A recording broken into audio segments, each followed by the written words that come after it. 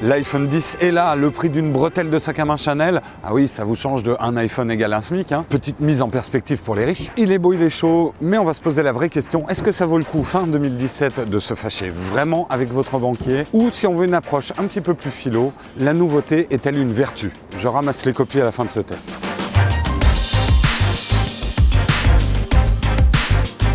Apple nous dit que ce smartphone a 2 ans d'avance, c'est un petit peu du bullshit marketing, mais on ne peut pas nier qu'il y ait une vraie prise de risque. Là, il y a quand même énormément de technologies qui changent. Un écran AMOLED, la disparition du bouton Home, le Face ID et bien sûr les animojis. C'est une révolution. Ce que nous dit aussi Apple, c'est que cet iPhone 10 pose les fondamentaux de ce qu'ont vont être les iPhones dans les 10 ans à venir. C'est intéressant, on va analyser ça, mais pour être concret, et je me mets à votre place, en termes de consommateurs, le choix est un petit peu compliqué cette année. On a 2 iPhones qui à la fois sont radicalement différents mais radicalement pareils. L'iPhone 8 et l'iPhone 10. L'iPhone 8 est quand même à un prix plus raisonnable. Je mets des gros guillemets, hein, ça veut dire prix Apple. L'iPhone 10 est à bien plus de 1000 €. Est-ce que ça vaut vraiment le coup? L'élément le plus distinctif de cet iPhone 10, c'est certainement son design et le choix des matériaux, du métal et du verre. Beaucoup de verre. On va remarquer tout de suite que vous avez un iPhone 10 par sa frange, sa caméra verticale. C'est vraiment des signes extérieurs de distinction, voire signes extérieurs de richesse. Je vous le dis de but en blanc, j'adore sa taille. C'est vrai que ça fait quand même pas mal d'années qu'on se trimballe avec des phablettes, des gros smartphones, et de revenir à une taille plus humaine qui tient mieux dans la main, moi c'est un vrai plaisir. Au niveau de la couleur, le choix est vraiment simplifié puisque cette année c'est noir ou blanc. Les 2 couleurs sont belles. Je dirais que le noir est quelque part plus discret. Le blanc, vu que l'inox qu'il y a sur les côtés n'est pas anodisé, va être un petit peu plus flashy. La finition de cet iPhone est tout bonnement incroyable. La jonction entre le verre et le métal est quasiment invisible. On dirait que tout est taillé d'un bloc. Et d'avoir un retour de l'inox dans le design de l'iPhone donne une impression de solidité à l'ensemble quand on le tient en main. Parce que c'est vrai que d'avoir choisi du verre, c'est mieux pour la recharge sans fil, mais par contre, c'est garanti, moindre chute, il explose votre smartphone. Donc une plus grande fragilité. C'est pour ça que je ne peux que vous conseiller quand même de rapidement acheter une coque pour le protéger. Et de toute façon, d'une manière générale, vu que la caméra est encore plus proéminente que les autres années, vous ne pourrez le poser à plat sur une table que en l'ayant mis dans une coque. Alors on perd un peu de la pureté de l'ensemble, mais après c'est à vous de choisir une jolie coque.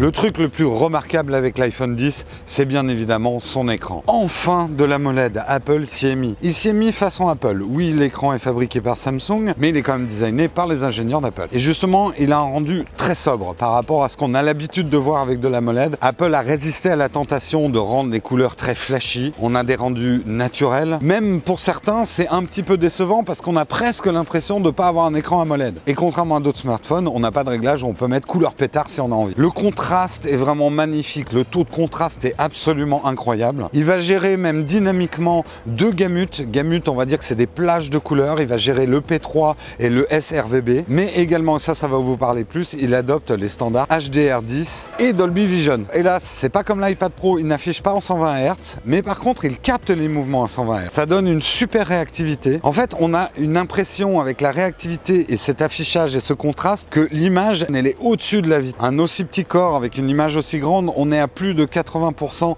de la surface du téléphone qui est occupée par l'affichage. Alors, c'est pas tout à fait aussi grand que l'affichage d'un iPhone 8 Plus. En fait, c'est plus haut. Apple, comme d'autres constructeurs, s'éloignant du ratio 16/9. Ça a un inconvénient, c'est qu'il va falloir que les applications s'adaptent à ce ratio. Et pour l'instant, c'est pas le cas. Donc, certaines de vos applications vont avoir un rendu super relou. Apple a fait un choix de ne pas faire du vrai sans bord. Contrairement, par exemple, à Samsung, avec l'écran incurvé, on n'a pas cette impression d'une image qui déborde du smartphone. Ils ont laissé des marges, elles sont fines. Moi j'aime bien parce que ça laisse un endroit pour reposer les doigts et on n'a pas les doigts qui sont dans l'image ou qui interagissent avec l'image. Et justement, parlons de la frange, de l'encoche. Je sais que certains d'entre vous, c'est odieux de regarder une vidéo avec cette encoche. Je trouve que c'est un faux problème, notamment dans les vidéos. La plupart des vidéos sont en 16/9, donc de toute façon elles ne sont pas en plein écran. Après oui, si vous zoomez dans votre vidéo, l'encoche, ça va masquer une partie de l'image. image, mais en même temps vous l'avez coupé en haut et en bas votre image. Donc c'est pas la bonne manière de regarder une vidéo. Je dis ça, je suis pas super objectif, j'ai la chance d'avoir un iPad, moi mes vidéos je les regarde plutôt sur mon iPad. La luminosité, elle est vraiment excellente en intérieur. Votre écran, vous allez le régler à 50% de luminosité, ça suffit largement. Je pense justement qu'Apple a limité un petit peu la luminosité qu'on pouvait pousser pour éviter des problèmes de burning, c'est-à-dire de fantômes sur l'écran. Un dernier truc, mais ça c'est propre à la technologie OLED, c'est que maintenant en fait votre image c'est du balayage d'écran. On le voit très bien quand on filme un iPhone 10, quand on est à certaines vitesses, on voit très bien le défilement. Normalement c'est des fréquences, c'est invisible à l'œil nu, mais on sait quand même que certaines fréquences de rafraîchissement peuvent être fatigantes à l'œil. Mais à part ça, c'est clair que l'écran fait vraiment la différence et votre rapport à votre iPhone change vraiment.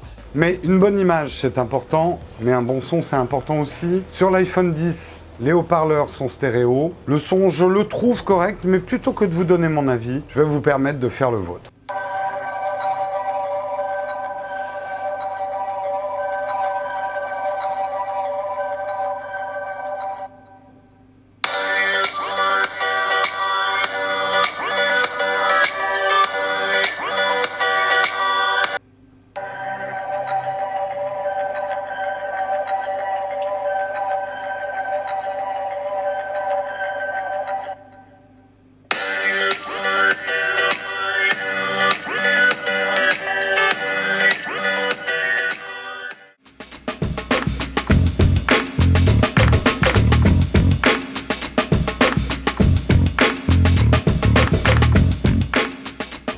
Parlons un petit peu d'hardware et d'iOS. Comme l'iPhone 8, l'iPhone 10 embarque la fameuse puce A11 Bionic, la fameuse Steve Austin. Je vais pas trop m'étendre dessus, on a déjà pas mal parlé dans le test de l'iPhone 8, mais c'est vrai que les performances sont hors normes. On verra tout à l'heure, justement, c'est ce qui permet en vidéo de traiter des fichiers hallucinants sur cet iPhone. J'ai un peu l'impression de me répéter chaque année, mais encore une fois, tout est merveilleusement fluide grâce à ce processeur. Franchement, on glisse dans cet iPhone. L'iPhone en lui-même ne glisse pas, je dis on glisse dans l'interface. Mais après, soyons honnêtes, il y a peu, voire pas d'applications aujourd'hui qui exploitent à fond cette puissance de processeur. Si ce n'est peut-être quelques applications de réalité augmentée. La réalité augmentée, pour l'instant, on est un petit peu dans le gadget, mais c'est toujours rigolo de faire apparaître un dragon sur cette table, par exemple. Le Face ID, c'est ce qui remplace le Touch ID, les empreintes digitales sur cet iPhone 10. Ça a fait couler beaucoup d'encre. Beaucoup sont sceptiques. Il faut vraiment l'avoir essayé pour comprendre comment ça marche. Tout ça, c'est grâce à la fameuse encoche en haut qui est bardée de capteurs et qui va repérer des myriades de points sur votre visage. C'est une espèce de données biométriques. C'est pas une photo de votre visage, c'est vraiment une espèce de mapping 3D de votre visage. Ce qui fait qu'en termes de sécurité, c'est quand même assez safe. Sauf si vous avez un jumeau maléfique.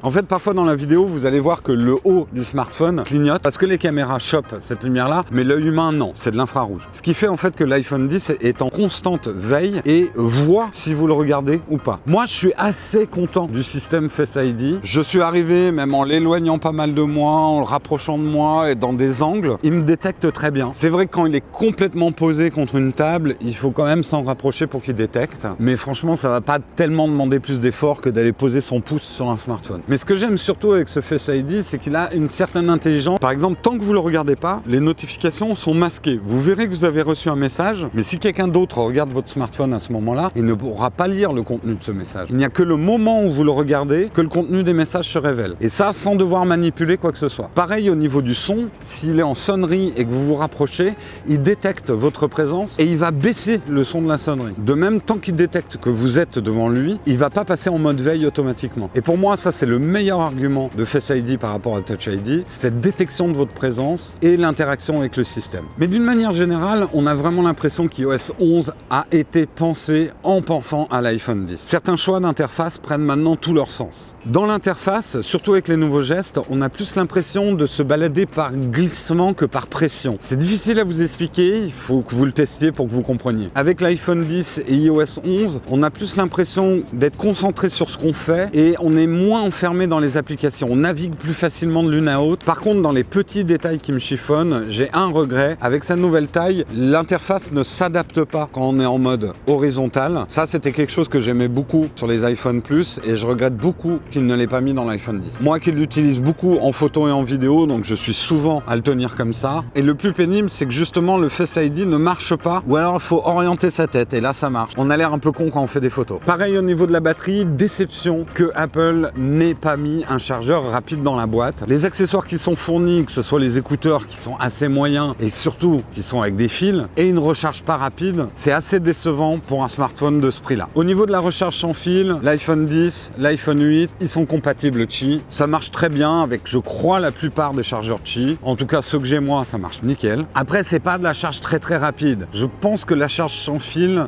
en tout cas pour moi, ça sera jamais une méthode de recharge principale, mais plutôt une recharge d'appoint. Je dis ça, mais en même temps, on ne sait pas trop ce qu'Apple nous réserve puisqu'ils ont annoncé qu'ils arrivaient avec leur propre système sans fil qui va s'appeler le AirPower et qui a priori va être beaucoup plus puissant. Au niveau de l'autonomie, je l'utilise pas depuis très longtemps, mais elle est bonne. Elle est bonne. Je la trouve même un peu supérieure à ce que j'ai sur l'iPhone 8 Plus. Alors c'est vrai que l'écran AMOLED aide à cette économie d'énergie. Pour tenir une journée, même un petit peu dans la soirée, ça devrait aller nickel. Mais on n'est pas encore au smartphone qui va durer 2-3 jours.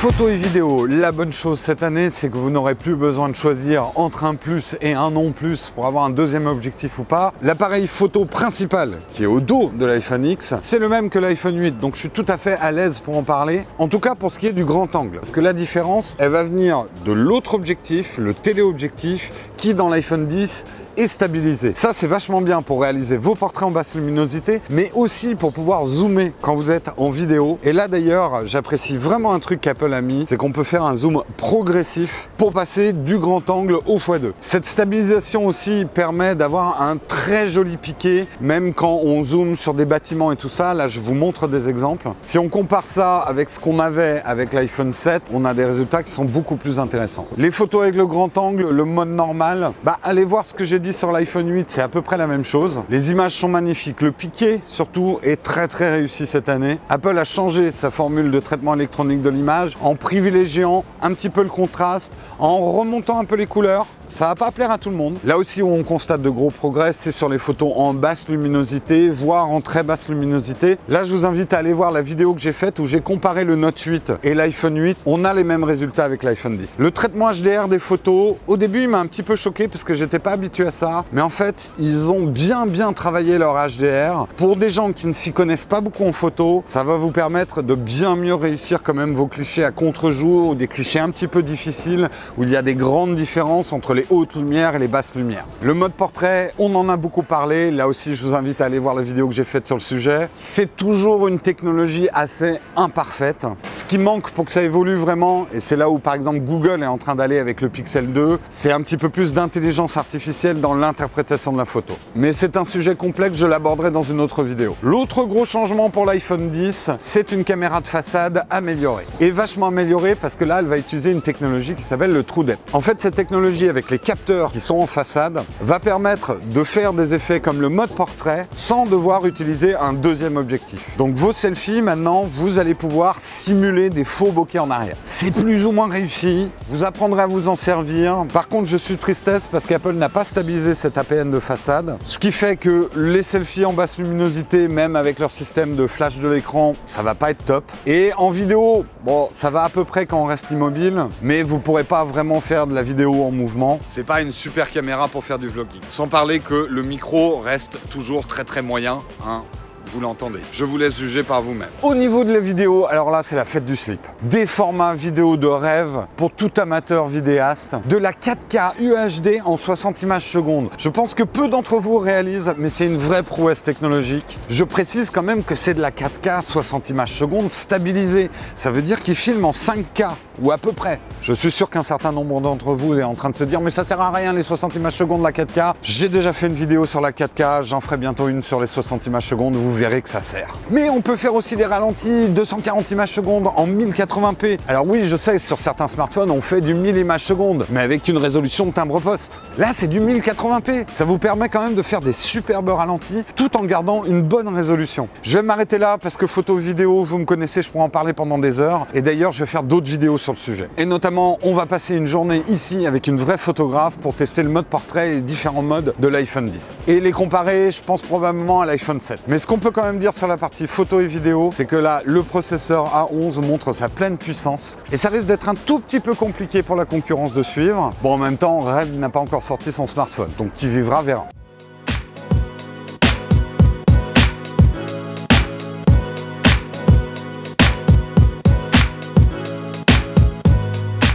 Il y aura encore des millions de choses à dire sur l'iPhone 10, une vidéo n'y suffira pas. Mais ce qu'on peut déjà dire, c'est que non, l'iPhone 10 n'est pas une révolution dans le monde du smartphone. Mais par contre, chez Apple, au niveau des iPhones, c'est un vrai changement de génération. La grosse question qu'on peut se poser pour ceux qui sont en renouvellement d'iPhone, c'est est-ce qu'il faut prendre l'iPhone 8, l'iPhone 8 Plus ou l'iPhone 10? Pour moi, l'iPhone 10 est un choix de technophile. Vous êtes passionné de nouvelles technologies, avoir le dernier cri, ce que Apple fait de mieux aujourd'hui, ça va peut-être justifier chez vous le prix d'accès qui est quand même très élevé. Mais l'iPhone 8 est pour moi le vrai choix raisonnable en cette fin 2017. Il embarque la même puce, quasiment la même caméra, ok, un écran à l'ancienne, il a toujours du Touch ID, mais si vous êtes un acheteur raisonnable, il faut peut-être attendre une deuxième itération de ce design et éviter de payer les pots cassés de cette première génération de design. Alors pour répondre à la question que j'ai posée au départ, est-ce que le prix de l'iPhone 10 est justifié?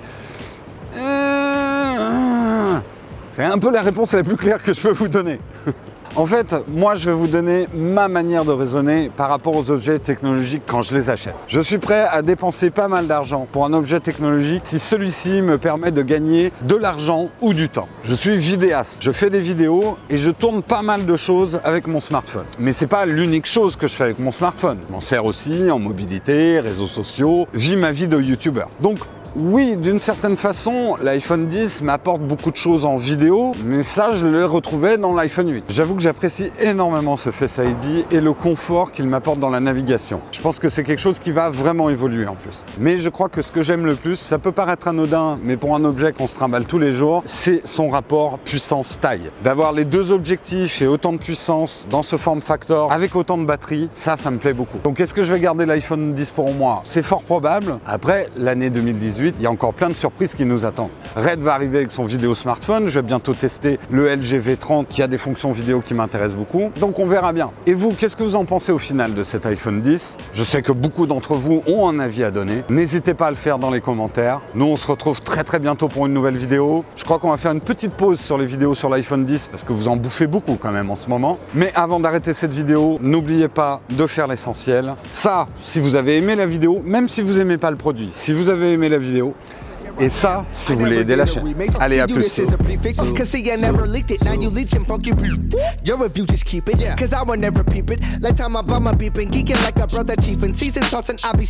comme je vous disais, sur Naotech, nous n'avons pas de placement produit. C'est quelque chose qu'on se refuse absolument de faire. En tout cas, des placements produits rémunérés. Coca, merci de m'envoyer le chèque. C'est trop bon. Des gueules vachement moins déformées. Bon, je parle pas forcément de la mienne, hein. Ça vient pas de l'optique. Test de la stabilisation du GH5. je me suis tué les jambes, mais ça n'a même pas fait bouger la planche.